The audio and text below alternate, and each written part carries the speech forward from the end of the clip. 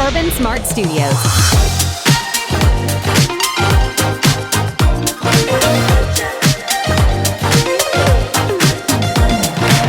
Hey, welcome to Russ Parr's World. I'm Georgia Alfredas, and I am here interviewing one of my favorite people. I'm so excited. I'm so proud to be interviewing Darnell D. Parr. Hi, Darnell. Hi, Georgia. So not only because she is my bonus friend, because her best friend, her husband just happens to be my best friend and the person I work with every day, Russ Parr, but he was like, Darnell wrote this book, and I was like, oh boy, here we go. Here we go with the book. But, okay, tell me the name of the book. Just in case I forgot to tell you. So I just thought the premise of this book was so beautiful, and I'm not going to get emotional as I have before talking to you about the book. But tell me why that name. Like, what was the premise? Tell them what the premise of the book is. The premise was to give my daughter advice. And if I forgot to tell her something, or like I told you the other day, if I wasn't here any longer, she would have wisdom from me that would last her entire life and that she could pass on to her children. And I just thought it would be good for other daughters to read as well. So, y'all, I have known Darnell for over, about 30 years. And so, of course, I could have called her up and said, hey, girl, you better send me a book. But I bought the book. It's at Amazon. It's at Barnes & Noble. I bought the book, and because I love the look of the book, so it's on my coffee table. But then I started going through the book, and I was like, oh, my gosh, this book is so good. Handed it to my mom. She ordered 2 for my nieces because it's almost like an advice book. Absolutely. That's what I intended it to be. I wanted my daughter to have somewhere to look and somewhere to go if she needed advice and she didn't want to ask me, and for her friends as well. So it is an advice book. So with this book, I thought, okay, I wish I had this book when I was 15. Honestly, I wish I'd had this book when I was 15. But, my nieces, I have one that's 26, one that's 28.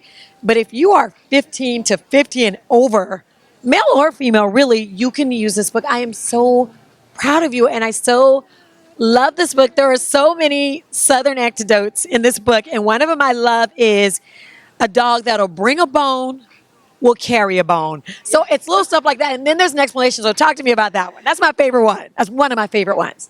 It's just about watch who you tell your business to. Because if you have someone that's telling you someone else's business, they're telling yours too. Yes.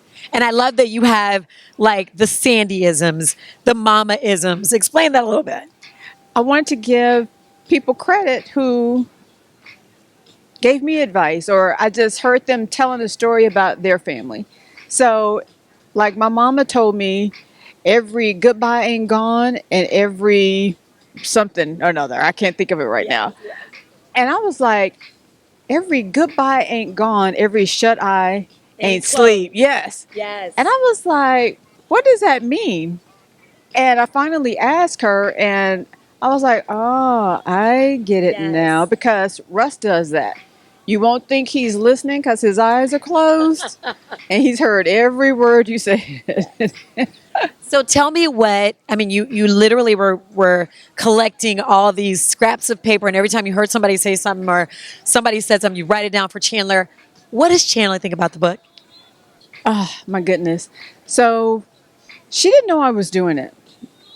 And I finally told her, and then I gave her the book, and she just kept saying, oh my God, Mommy, thank you. I love this. She thought it was so special that I did it for her. So she just kept saying thank you over and over and hugging me. It was just really emotional when I gave it to her. So I will tell y'all, there's something in the front. I'm not going to get emotional. You see, I'm almost trying to get emotional, but I'm not going to do that because I'm a professional. But in the beginning and in the front of the book, there is a prayer roll call.